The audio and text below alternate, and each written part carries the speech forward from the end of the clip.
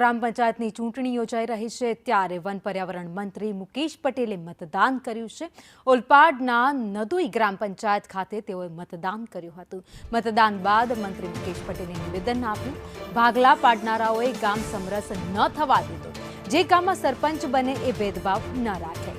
ગામમાં દરેકનો વિકાસ થાય તે જરૂરી છે।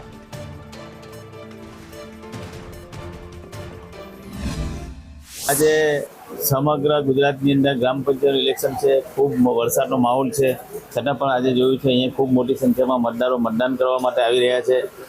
મહત્વની વાત એ છે કે ગ્રામ પંચાયતમાં ખરેખર ઇલેક્શન થવું જ ના જોઈએ।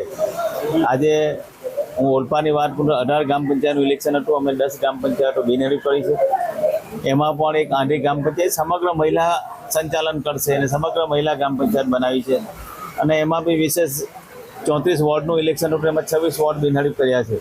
અને ખાસ કરીને 60 જે મિની ભારત તરીકે ઓળખાય છે, સમગ્ર જ્ઞાતિના લોકો રહે છે। 14 થી 15,000નું વોટિંગ છે, લગભગ 40,000 જેટલી વસ્તી છે।